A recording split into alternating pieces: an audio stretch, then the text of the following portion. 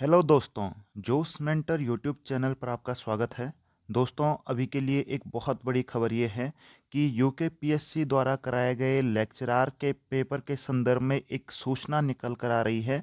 और वो सूचना कुछ ये है कि लेक्चरार में 25% पद वृद्धि का जो काम था वो काफ़ी आगे पहुंच गया है। इसी कड़ी में आज निदेशक माध्यमिक शिक्षा द्वारा सचिव माध्यमिक शिक्षा को भेजा गया एक लेटर हमारे सामने है, जिसमें बहुत सारी चीज़ें आपको दिखेंगी कि कैसे 25% पद वृद्धि का काम बहुत आगे पहुंच गया है इस बात पर। तो दोस्तों, जैसा कि आप देख रहे होंगे, 14 जनवरी 2022 का ये लेटर है और विषय है इसमें 2020 में विज्ञापित एवं वर्तमान में गतिमान प्रवक्ता भर्ती में पदों की वृद्धि के संबंध में। तो दोस्तों, यहाँ पर आप देख सकते हैं कि इसमें क्या क्या लिखा गया है। लेकिन जो जो इन्होंने पॉइंट अवगत कराए हैं सचिव जी को, उसमें आप कुछ पॉइंट पढ़ लेंगे जो भी है। तो यहाँ पर हम देखते हैं कि कुछ कुछ पॉइंट इसमें क्या है। तो सबसे पहले इसमें बताया गया है कि चयन वर्ष 2018-19 के सापेक्ष प्रवक्ता संवर्ग में विषयवार 571 रिक्त पदों का अधियाचन शासन के माध्यम से यूकेपीएससी हरिद्वार को प्रेषित किया गया था, जिसमें कार्यवाही हुई, इतने इतने करके लिखित परीक्षा संपन्न हुई। फिर इसके बाद ये लिखा हुआ है कि वर्तमान में प्रवक्ताओं की सेवाएं उत्तराखंड विशेष अधीनस्थ शिक्षा सेवा नियमावली से व्यवहृत है। और इसमें ये लिखा गया है कि जो भी है, मतलब कि जैसे अगर कोई कैंडिडेट है, बताया गया है कि कैसे कैंडिडेट का चयन किया जाएगा, कोई इंपॉर्टेंट काम नहीं है। इसके बाद यहाँ पर तीसरे पॉइंट में देखते हैं। तो तीसरे पॉइंट में ये लिखा गया है कि जो इनका रिजल्ट है वो अभी गतिमान है, और अगर 25% जो वृद्धि की जाती है तो ऐसे अभ्यर्थी जो तत्समय उक्त विज्ञप्ति के क्रम में आवेदन करने से रह गए थे अथवा तत्समय निर्धारित शैक्षिक प्रशिक्षण अर्हता पूर्ण न कर पाने के कारण आवेदन नहीं कर पाए थे तथा वर्तमान में उक्त पदों हेतु अर्हताकारी है के द्वारा आपत्ति की जा सकती है अथवा उनके द्वारा माननीय न्यायालय में वाद योजित किया जा सकता है। ये निदेशक जी बता रहे हैं सारे पॉइंट सचिव को कि यहाँ पर क्या क्या हो सकता है।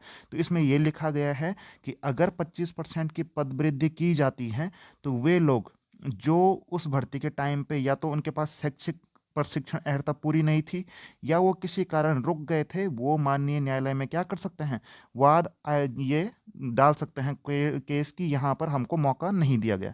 अब मान लीजिए कि जैसे कि प्री की बात करते हैं, या तो ये बात कर सकते हैं कि जिनका उस टाइम तक बीएड नहीं हुआ था या कोई कंडीशन से वो रुक गए थे।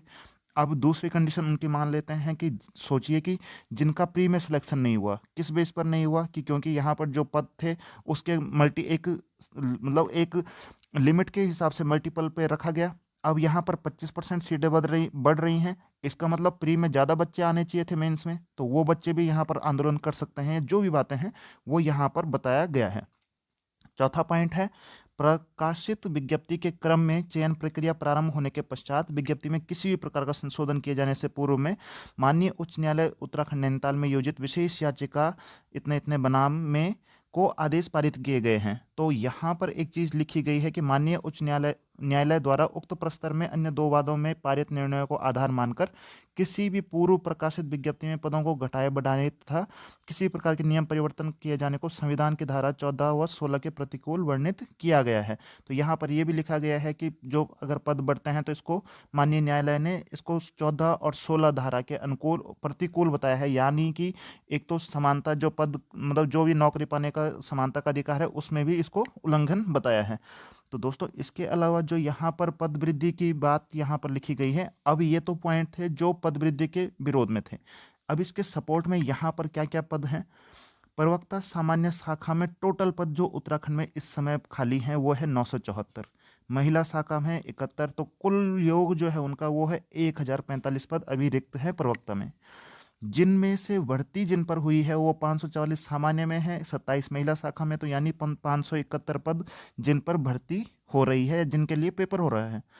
इसके बाद कितने पद खाली बचते हैं, तो इसके बाद बचते हैं 474 पद खाली, जब पेपर की वैकेंसी जितने भी कैंडिडेट हैं उनका हो जाएगा सिलेक्शन।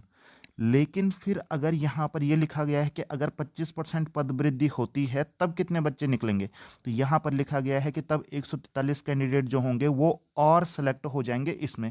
तो आप मान सकते हैं तब कि 571 प्लस 143 करके जितने भी पद होंगे तब वो भरे जाएंगे।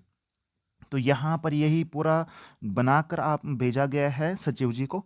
तो यहाँ पर आप देख रहे होंगे कि ये शासन को भेजी गई है। इसके अलावा पदों का वर्गीकरण यहाँ पर दिया गया है कि अगर पद बढ़ते हैं तो किस सब्जेक्ट में कितने पद बढ़ेंगे। तो यहाँ पर आप देख रहे होंगे महिला शाखा का ये विषय है और यहाँ पर पदों की वृद्धि है। जैसे हिंदी में 1 पद बढ़ेगा अगर 25% पद वृद्धि होती है, भौतिक विज्ञान में 1 बढ़ेगा, रसायन विज्ञान में 1 बढ़ेगा, गणित में 1 बढ़ेगा, जीव विज्ञान में 1 बढ़ेगा। इसके अलावा अर्थशास्त्र में 1 बढ़ेगा, महिला शाखा में इतने पद बढ़ेंगे।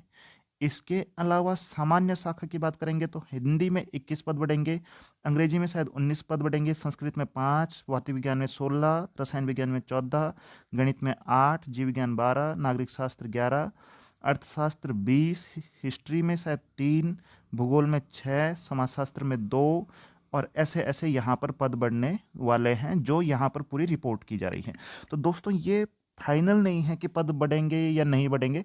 कुल मिलाकर बात इतनी सी की है कि निदेशक ने भेजा है पूरा रिपोर्ट बनाकर सचिव को। अब इस पर जो भी कार्यवाही होगी सचिव अपने हिसाब से लेंगे या इससे ऊपर ट्रांसफर करेंगे। जिस भी लेवल से ये काम हो रहा होगा उस लेवल पर ये फाइल चली जाएगी।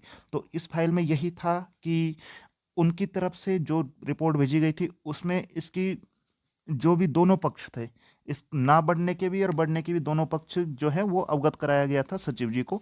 इसके बाद ये देखना होगा कि अब क्या होता है, क्या पद बढ़ते हैं या नहीं बढ़ते हैं।